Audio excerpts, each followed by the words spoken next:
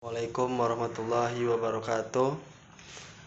Izin memperkenalkan diri, saya pribadi, nama saya Muhammad Syahrul, NPM saya 2321020071.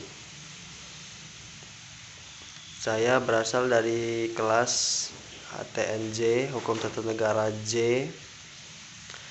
Saya alumni atau lulusan dari Madrasah Aliyah Negeri 1 Lampung Tengah, Terbanggi Besar.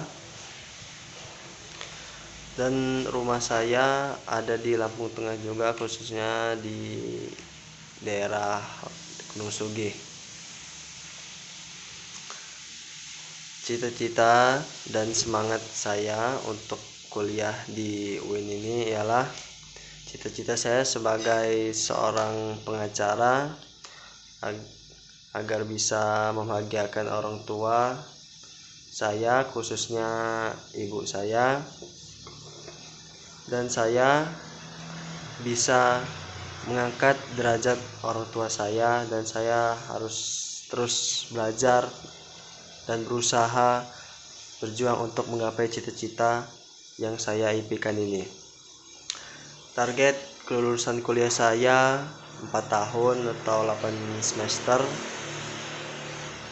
dari Universitas Islam Negeri Lantin Lampung ini, khususnya Fakultas Syariah Prodi Hukum Tata Negara.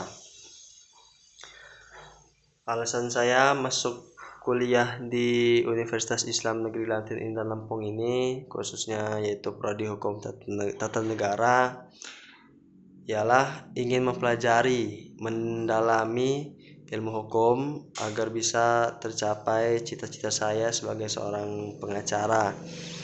Dan tidak hanya itu saja, tapi saya bisa belajar hukum-hukum Islam dan hukum konvensional, berbeda dengan universitas lainnya yang bukan Islam. Di UIN ini yang lebih diuntungkan saya belajar di sini bisa belajar hukum-hukum Islam dan juga hukum-hukum konvensional yang tidak didapati dari universitas yang lainnya. Kelebihan dan kekurangan saya tidak memiliki kelebihan dan saya memiliki kekurangan, yaitu masih suka bermalas-malasan untuk belajar. Terus selanjutnya, kisah inspiratif yang pernah saya alami selama hidup saya ialah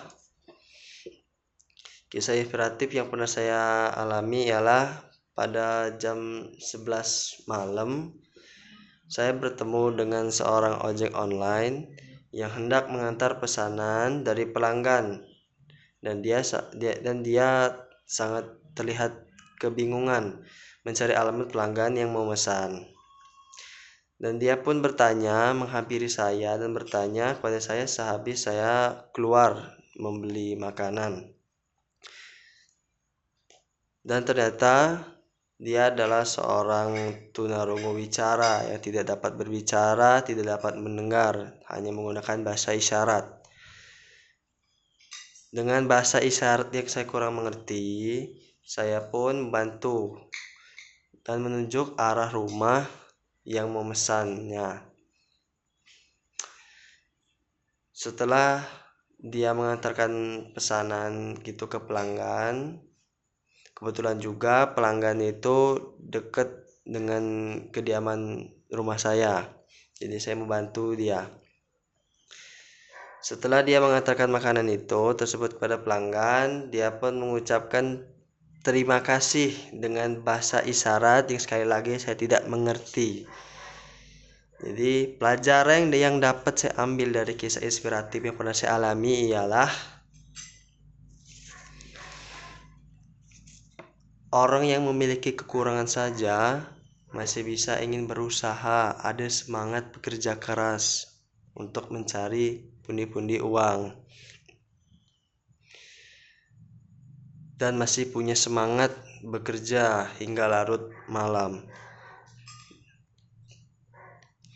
Dari situ saya pun merasa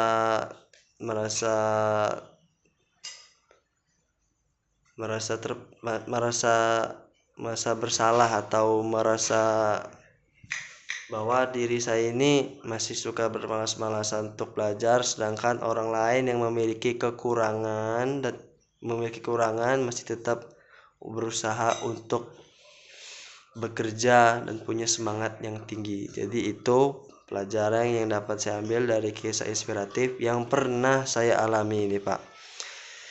Cukup sekian, begitu saja saya akhiri. Jika ada kata-kata yang salah, saya mohon maaf pada Allah. Saya minta maaf. Saya akhiri. Wassalamualaikum warahmatullahi wabarakatuh.